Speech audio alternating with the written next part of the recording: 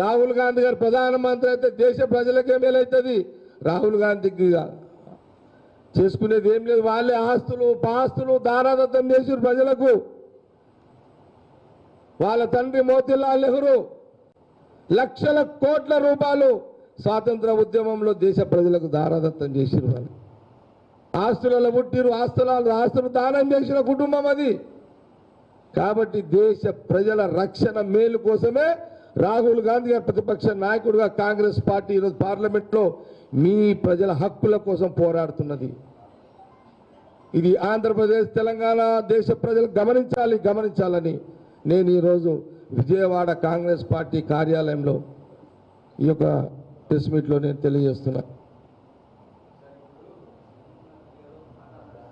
అడుగు చెప్తా.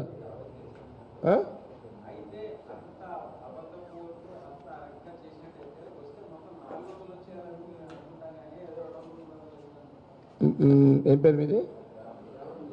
రామ్. మీరు అడిగిన కిరణ్ కుమార్ రెడ్డి ఆయన పెద్ద తెలివి మాత్రం అనుకుంటాడు. ఆయన ఇక ఆయనకున్న తెలివి ఎవరికి లేదన్నట్టు.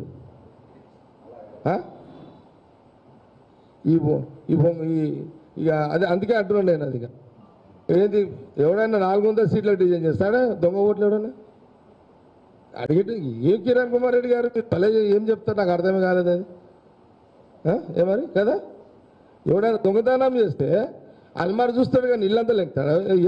ఇల్లంతా దోసుకపోడు కదా వాడు ఫస్ట్ ఆడ చూస్తాడు. అల్మారిలో ఆడ ఆ రంధ్రంలో చూస్తాడు వాడు. దొంగ అంతే కదా, ఈ దొంగ కూడా అంతే. వాళ్ళు అల్మారి ఎత్తుకొని పోడు కదా, పోతే తెలియదా ఊరంతా చూస్తుందా? వీళ్ళు అల్మారి దొంగతనం చేస్తాం ఊరంతా చూస్తుంది. ఎవడైనా అల్మారి ఎత్తుకపోతాడా? అల్మారిలో పెట్టిన రంధ్రంలో ఉన్న ఇంత బంగారం ముట్టుకొని వెళ్ళిపోతాడు దొంగ. ఆ దొంగని మనం గుర్తుపట్టుడు లేట్ అవుతుంది. ఇది కూడా అంతే. ఇంత పెద్ద ప్రపంచ దేశంలో 400 సీట్లు డూప్లికేట్ ఓట్లు చేసే అవకాశం ఉంటుందా? ఒక 20, 30, 50, 60 చేస్తారు. దాని దిక్కు మనం చూడం కాబట్టి సేమ్ ఈ దొంగ ఎట్లనో ఆ దొంగలు అంతే. ఈ జ్ఞానము ఆయనకు బహుశా కిరణ్ కుమార్ రెడ్డి గారి పుస్తకాలు ఎక్కువ చదివి కొంత ఆయనకు అదే తెలివి ఎక్కువైపోయి ఏం మాట్లాడో అర్థమవుతలేదు కిరణ్ కుమార్ రెడ్డి గారికి. అది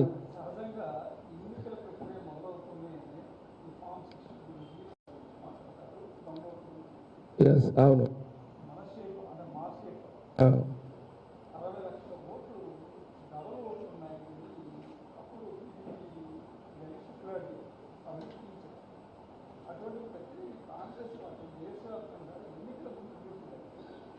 అది నేను ఒక మాట చెప్తానండి ఇందులో. మీరు అనేది పాయింట్ ఓకే. అన్ని రాష్ట్రాలలో ఓట్లు దొంగ ఓట్లు వాళ్ళు అన్నీ ఎక్కడిదక్కడక్కడక్కడ చేసి పెట్టుకున్నారు. ఇప్పుడు మీకు ఇక్కడ ఆంధ్రప్రదేశ్కి వచ్చేసరికి కొంత డిఫరెంట్ పాలిటిక్స్ ఉన్నాయి. ఇక్కడ విచిత్రమైన రాజకీయాలు. ఇక్కడ ఇప్పుడు తండ్రి ఒకడైపోయాడు, ఇద్దరు కొడుకులు అయిపోయారు. ఇక్కడ ఇద్దరు ఎవరు, ఒకరేమో చంద్రబాబు నాయుడు, ఒకదేమో జగన్. ఇప్పుడు ఈ గేమ్ ఏదో ఎట్లుందంటే దేశ ప్రజలు కూడా ఆంధ్రప్రదేశ్ ప్రజలు కూడా గమనించాలి. ఇది కూడా ఇప్పుడు వాళ్ళకేముంది, బీజేపీ వాళ్ళకు చంద్రబాబు నాయుడు వచ్చినా మావోడే, జగన్ వచ్చినా మావోడే.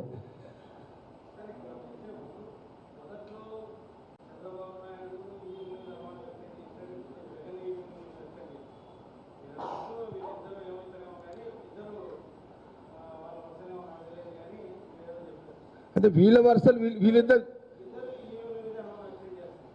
చేస్తారు. ఎందుకంటే చేయాలి కూడా. చంద్రబాబు నాయుడు గారు చేయాల్సిందే, జగన్ గారు చేయాల్సిందే. ఇది సేమ్ మనం ఇంట్లో అన్నదమ్ములు ఇప్పుడు ఎట్లుంటుందో మా దగ్గర ఎట్లుంటుంది అంటే, మన ఊర్లలో చూస్తాం. మనం ఊర్లలో ఎట్లా చూస్తామంటే పగలంతా కొట్లాడతారు పాలెళ్ళు. మీకు ఐడియా ఉందా? చెప్తా మీకు. ఇది హరి పాలెళ్ళు, ఆ పాలెళ్ళు అంటే అన్నదమ్ముల పిల్లలు. వీళ్ళు మా బస్తీ, మా సంగారెడ్డిలో ఒక బస్తీ ఉంది మా దగ్గర. పగలు ఎట్లా కొట్లాడతారంటే వాళ్ళిద్దరూ, ఈ కుటుంబం ఆపుకుండా గుద్దుకుంటారు. ఇక గుద్దుకొని రక్తాలు వస్తాయి. అయితే ఇక్కడ సగం మంది లాగుతారు, ఇక్కడ సగం మంది లాగుతారు, మళ్ళా కొట్టుకుంటూనే ఉంటారు. సాయంత్రం ఎన్ని తర్వాత కళ్ళు దుకాణం దగ్గర కూర్చుంటారు మళ్ళీ వీళ్ళిద్దరు. కళ్ళు దుకాణం తెలుసా మీకు? కళ్ళు దుకాణం ఉన్నాయా? కళ్ళు దుకాణం ఉంటాయి కదా. పాలూళ్ళ పంచాయతీ ఎట్లుంటుందంటే పగలు గుద్దుకుంటారు, రాత్రి కళ్ళు దుకాణంలో కూర్చుంటారు. మీ ఆంధ్రప్రదేశ్ పార్టీస్ కూడా అట్లే ఉన్నాయి. ఆంధ్రప్రదేశ్ పాలిటిక్స్ అట్లే ఉన్నాయి. నాకు బాగా దూరంగా టీవీలలో చూస్తుంటారు, రోజు బగలంతా కొట్లాడతారు. ఎందుకు? కళ్ళు దుకాణం అడ్డ ఎవరు? బీజేపీ. మళ్ళా ఈ కళ్ళు దుకాణం ఎక్కడుంది? బీజేపీ ఆఫీసులో ఉంటుంది. విన్నావా?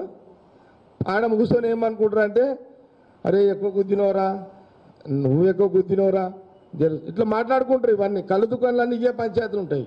ఇది ప్రాక్టికల్, నేనేమి కొత్తగా చెప్తలేదు మీకు హరి, ఇది నిజమే చెప్తున్నా. ఇది ప్రాక్టికల్ నిజ జీవితం జరిగేదే చెప్తున్నా. బీజేపీ రాజకీయం ఏంది? ఆంధ్రప్రదేశ్లో బీజేపీ ఇక్కడ రాదు.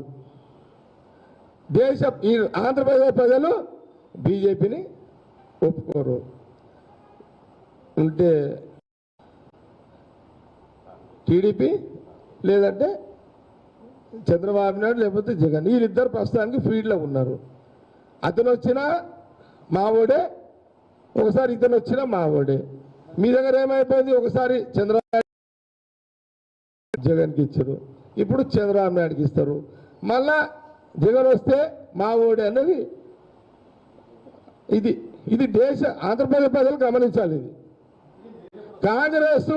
ఓకే హరి, ఇది పాయింట్ వచ్చిన, ఇది పాయింట్కి వచ్చింది. ఇక హరి ఏమంటుండు, మీరు ఎప్పుడు వస్తారు కాంగ్రెస్ వాళ్ళు అని ఒక ప్రశ్న అడిగింది. మీ ప్రశ్న కూడా అదే కదా. ఓకే, నేను ఈ రాష్ట్రంలో, ఉమ్మడి రాష్ట్రంలో ఉన్నప్పుడు మీ ఆంధ్రప్రదేశ్ జగన్ మాట్లాడలేడు, చంద్రబాబు నాయుడు కూడా మాట్లాడలేడు. ఉమ్మడి రాష్ట్రంగా ఉండాలని నేనే మాట్లాడినా. ఆ రోజున చంద్రబాబు నాయుడు మాట్లాడిండా ఉమ్మడి రాష్ట్రం ఉండాలని? నేను అడుగుతున్నా. ఓకే, మాకు కాంగ్రెస్ పార్టీ ఒక మాట, ఒక కమిట్మెంట్ ఉంది. ఎవరికైనా మాట ఇస్తే సోనియా గాంధీ గారు, రాహుల్ గాంధీ గారి కుటుంబము వారి కోసం మాట అంటే మాట, అది ఏమనగలదిగా. కానీ చంద్రబాబు నాయుడు గారు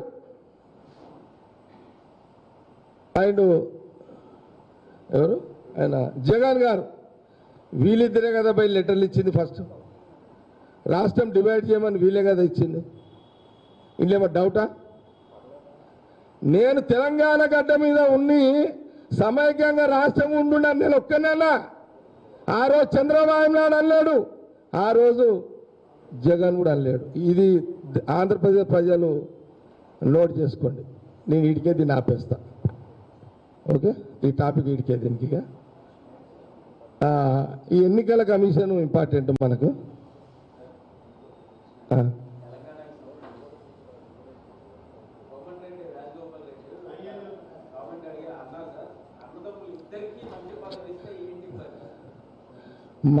ఇవో మేము మాట్లాడుకుంటేనే మజా. కాంగ్రెస్ మాట్లాడితేనే రాష్ట్రంలో ప్రజలు ఏం కాంగ్రెస్ వాళ్ళు, అస్సలు కాంగ్రెస్ వాళ్ళు ఇప్పుడు వస్తుర్రా అని అనుకుంటారు.